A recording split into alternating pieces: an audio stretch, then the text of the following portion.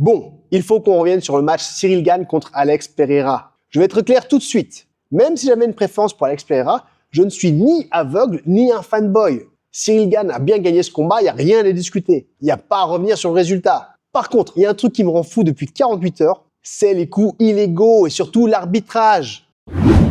Donc comme je te le disais en intro, Cyril Gane a dominé, des grosses frappes, un super timing, c'était magnifique. Il était en train de donner une leçon de striking au meilleur striker de l'UFC. Tu vois, moi je suis pas un fanboy de Pereira au point de nier tout ça, ça je l'ai vu. Donc je demande pareil aux fans de Cyril, ne soyez pas des fanboys au point de ne pas voir les coups illégaux. Attention, à l'inverse de beaucoup de personnes, je suis pas en train de dire que Cyril a triché, pas du tout. Parce que tous ceux qui ont déjà combattu le savent. Quand tu montes sur le ring ou dans la cage, t'as un mec en face de toi qui veut te mettre KO, tout va très vite, t'es rempli d'adrénaline. Donc oui, tu peux pas toujours être super précis. Et oui, ça peut arriver que tu mettes un coup un peu limite. Ça arrive même aux meilleurs. D'ailleurs, on l'a bien vu, Pereira en a mis à Jiri. Et même le dernier combat de Ngannou, excuse-moi, mais là c'était un festival de coups derrière la tête. Donc le problème, c'est pas forcément le combattant. Le problème pour moi, c'est vraiment l'arbitrage. Tu vois, le combattant, lui, il est dans le feu de l'action. Alors que l'arbitre, lui, il est payé pour garder sa tête froide. Alors au final, l'arbitre, il servait à quoi? Parce qu'à un moment, pourquoi il y a un arbitre dans la cage? Sa mission, c'est quoi? C'est de faire respecter le règlement, point. Et là, j'entends, oui, mais il n'y a eu que 2 coups illégaux. Pardon? Mais 2 coups illégaux, c'est déjà 2 coups de trop. Imaginez l'arbitre du match Tyson contre Holyfield qui dirait « Oui, bon, il lui a mordu l'oreille, mais bon, ça va, c'était qu'une fois. » Bah oui, mais c'est justement son boulot de sanctionner ça. Je comprends même pas l'argument.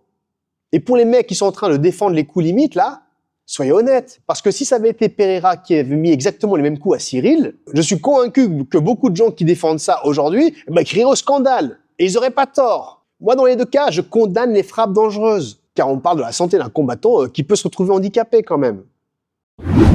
Et là, hier, sur quoi je tombe? Là, on arrive au passage qui m'a fait tomber de ma chaise. L'arbitre, là, Erdin, il a fait une vidéo. Il explique qu'en gros, les coups derrière le crâne, ça va, tant que c'est pas sur une petite fine bande de 1 inch, qu'il appelle ça, et aussi la nuque. Donc, tout le reste, ça va, tant que c'est pas sur 1 centimètre et la nuque. Mais quoi? Si les coups derrière la tête sont interdits, c'est justement parce que cette zone est dangereuse. Et toute la zone, pas juste une petite bande. Ça, on l'a vu à de nombreuses reprises dans les sports de combat. Je pense notamment à Pritchard Colon. Bah tiens, je t'invite à aller voir son histoire. C'est un boxeur professionnel. Il a reçu plusieurs coups à l'arrière du crâne. Il s'en est plaint, tout le monde l'a hué en disant qu'il cherchait une solution pour arrêter le match. Direct après le combat, le mec est tombé dans le coma. Et depuis, il est handicapé à vie. Alors entendre un arbitre banaliser ce type de frappe à l'arrière de la tête, même sur les côtés, honnêtement, ça me paraît complètement irresponsable. Encore une fois, je vais me répéter. Le problème, c'est pas la victoire. Je suis pas en train de demander qu'on annule les résultats. Je pense même pas que le combat aurait été différent. Pour moi, Cyril était supérieur ce soir-là, point. Le problème, c'est pas le résultat, le problème, c'est l'image laissée derrière. C'est ça qui est frustrant. Ça ternit une performance historique. La capacité de Cyril à neutraliser un monstre comme Pereira et au passage collecter une 2e ceinture, ça, c'était magnifique. Au lieu de ça, va voir les commentaires. La majorité des discussions tournent aujourd'hui autour des coups litigieux. Et franchement, c'est dommage. Parce que cette victoire était suffisamment belle pour se suffire à elle-même.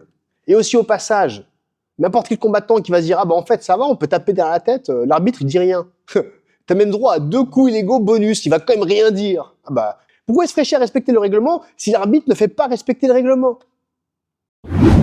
Bon, au final, ma position, elle est simple. Oui, Cyril a gagné, il méritait sa victoire, il était meilleur ce soir-là. Mais non, les coups derrière la tête ne devraient jamais devenir quelque chose de normal. Et encore moins être minimisé par ceux qui sont censés faire respecter les règles. Parce que protéger les combattants, c'est pas être anti-MMA, c'est précisément respecter ce sport. Bon, t'as compris. Et toi alors, dis-moi ce que t'en penses. D'ailleurs, si tu penses que je raconte n'importe quoi, dis-le moi en commentaire, je les lis tous, et c'est souvent là qu'on en apprend le plus. Allez, sur ce, prends bien soin de toi, ciao! Pritchard Colon, you're correct. This man ain't have no kids.